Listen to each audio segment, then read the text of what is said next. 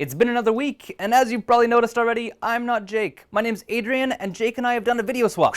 So if you want to see the video Jake made for my channel, go to Gloo Studios. You can also go check out Joke Out of Catland, because that's my personal vlog channel where I make ridiculous little videos. But Gloo Studios is where we talk about entertainment, news, film, cool jimma jamma that we got going on here at the studio. Jumping straight into the update, we are going to talk about all the different jobs you see while on set during production. I'm going to break it down into different departments and then give you a quick description of each job. Starting with the camera department. Camera department is completely run by the director of photography. I'm going to talk about more about that job in a second, but let's talk about actual camera. First job is camera operator, which is sometimes done by the director of photography, but if it's not, then it's done by a camera operator.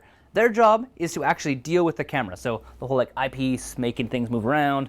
I'm not sure if that at all looks like a camera when I did that. They are the ones that actually deal with the camera and all its actual workings on the day. First AC, also known as first assistant camera, is the next position. They are also known as focus pullers. They do more than just pull focus. The last position in the camera department is second AC, which is the person that actually has the slate and they go, snap, take whatever, so-and-so. They also deal with other stuff that involves cameras, so they'll have batteries if they need to change batteries, or if they need to change like a card because their media is full, they also change cards out, so that's second AC. The next department is electrics. Now electrics is run by someone called the gaffer. Other people underneath the gaffer are electrics or lamp ops. Now electrics deal with, as you can guess, anything electric. So setting up lights, running power for craft services, or running power for hair and makeup, or running the generator. That's the only thing they do is electrical stuff. The last department is grips. Now grips deal with anything that is grabbing or holding or needs to be supported. They deal with like diffusion or colored gels in front of lights, or putting up blocks so light can't get out. Grips also deal with stuff like dollies and tripods and slider rigs, and anything the camera goes on, also grips. Now you might be wondering, what does the director of photography actually do, seeing as how all these jobs seem to have people that fill them? The director of photography's job is to actually say, that light needs to go here, and this light needs to go there, and the camera needs to be positioned 1 foot lower than it is right now, and you need to put up a block here so that light's not spilling over. So everything in the frame, he's worried about just the frame and what he sees, looks 100% perfect. Now let's work on to the directing department. The director is the first one, and the director supersedes every single thing in the entire film. So that can be right down to the color a wall is painted, to how an actor should act, to what is in the frame, to anything. The other major job the director does is deal with actors. That's actually their main job that they should be doing, is dealing with actors. So giving them constructive feedback, telling them how they should be acting, telling them about their character. The next one is first assistant director. Now, you might think that the first assistant director actually deals with actors, and that's completely wrong. The first assistant director is more like the right-hand man of your producer. He is the one that makes sure that everything is going as planned, that all shots are being completed on time, and that they are not spending more time on any one shot than is completely necessary. And if they are, that he is going to be cutting shots from other places. Second AD, they deal with taking actors from where they need to be and making sure they're all ready and prepared and getting them to set. They make sure that the actors are, 1, comfortable, and 2, know what's going on. The second AD also does call sheets and some basic paperwork. Third AD! Third AD's job is mostly paperwork, but when they're not doing paperwork, they're dealing with extras. Doing stuff like, hey, you're a zombie. Your motivation is to eat that guy's brains and chase him as fast as you can. That is the directing department. Next is the locations department.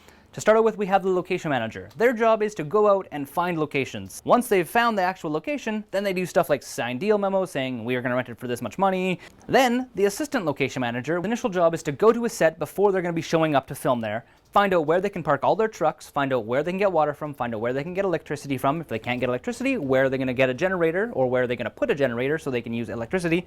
They're also going to find out what local businesses are around there, what local businesses need to be paid to have space taken up, such as their parking lots. And then, on the day, the ALM has to take all their key PAs and all their PAs, which are production assistants, which is next, and they tell them what needs to happen and where. The ALM should also know all the shots that are coming up and all the locations that they're going to be filming in the next couple days, and then making maps and handing them out to all their PAs so they can find out where they need to be. Most ALMs get like 4 hours sleep a night because they're insane.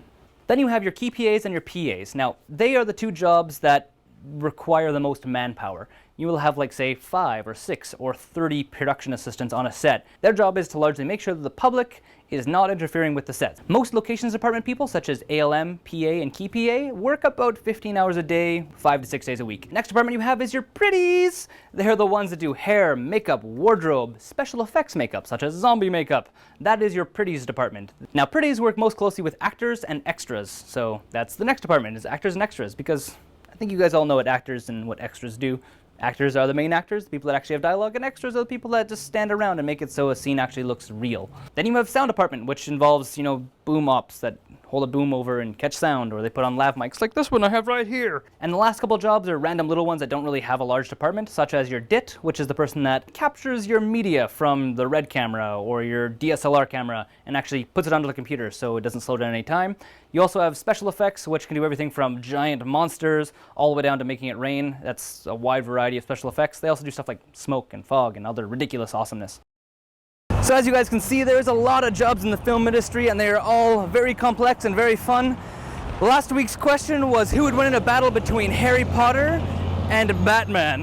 Hope you guys can hear me. I'm outside now, as you probably have guessed. Most of you guys said Batman, but barely mostly. When I say mostly, 117 of you guys said Batman, and 107 of you guys said Harry Potter. I think my favorite thing about the whole entire question was most of you guys answered Batman would win because he's Batman. So this week's question is, what do you think is the most interesting job in the film industry? Leave your comments in the comment section below. And if you want to know why the last little bit of this video is me filming outside while walking backwards uphill, ask in the comment section, or go to Joke Out of Catland and ask what I did wrong. Just a quick reminder to you guys that if you guys are watching this on May 22nd, you can tune in on Lake Forest Radio and listen to Jake and Eliza talk about awesomeness. It'll be airing between 7 and 9 Central Standard Time. Tune in and watch. Link in the doobly-doo. Anyhow, that's all I have. I hope you guys enjoyed this video swap, and I will see you next week. Or Jake will see you next week. Unless you go and subscribe to Gloo Studios. Do that now!